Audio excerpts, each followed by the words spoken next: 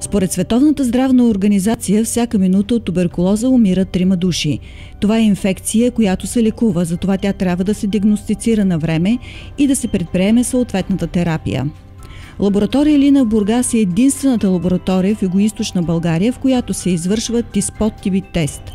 Той се предлага в повече от 1000 лаборатории в света и в 5 страната.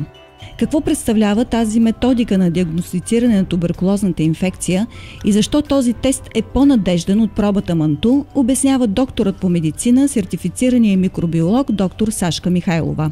Тя е един от малкото специалисти в България, които са обучени и сертифицирани директно от представители на Оксфорд Immunotec, фирмата, която е създала и предлага T-Spot TB теста. T-Spot TB тестът е алармиращ тест, който доказва реакция на имунната система на човешкия организъм срещу навлезлия в него туберкулозен бактерий. Той има редица предимства пред кожната проба Манту. Характеризира се с по-висока чувствителност и специфичност. Освен това, при него не се получават фалшиво положителни реакции, свързани с БЦЖ вакцинацията, която е задължителна според имунизационния календар на Република България. Също така тестът отхвърля инфекцията с нетуберкулозни микобактерии, които нормално се намират в околната среда.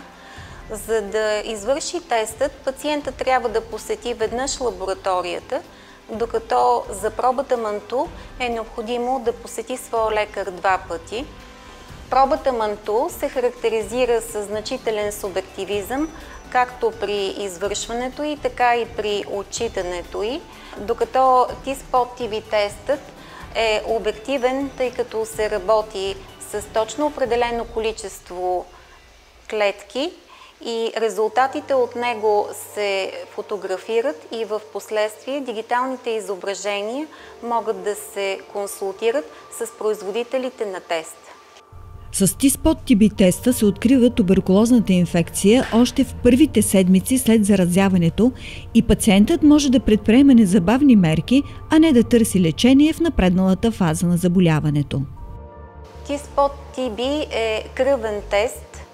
В пробата на пациента се търсят специфични клетки, наречени Т-лимфоцити, които реагират срещу антигените на навлезлите в него евентуално туберкулозни бактерии. Тестът се извършва всеки вторник. Пациентите дават кръв и резултатът е готов в четвъртък. Нека видим как изглеждат резултатите на един пациент с положителен тест. Първата ямка е отрицателна контрола. В нея не се наблюдават петна. Във втората ямка виждаме множество петна и в случая това е индикация, че пациентът е положителен по отношение на първият антиген. В следващата ямка отново имаме повече от 6 петна. Това означава, че пациентът е положителен и по отношение на втория антиген. В четвъртата ямка е положителната контрола, в която има повече от 20 петна, което означава, че тя е валидна. Европейският център за превенция и контрол на заболяванията определя точно показанията за прилагане на теста. Нека чуем в какви случаи се препоръчва използването на T-Spot TB теста. Тестът е подходящ за пациенти, при които има съмнение за туберкулозна инфекция, независимо дали тя е клинично проявена или не. Също така за деца с продължително неясно температурно състояние, при ХИВ серопозитивни пациенти, при пациенти, които прилагат лечение, потискащо имунната система. Също така при пациенти, които са трансплантирани, които са с бъбречна недостатъчност, с захарен диабет и с злокачествени заболявания. Тестът е подходящ за скриниране на медицински работници, работещи в лаборатории и с пациенти, които са с туберкулоза, и за изследване на контактните на пациенти с туберкулоза. За бунтна туберкулоза не може да се говори, категорични са от лаборатория Елина, но нивата на заболеваемост не са желани.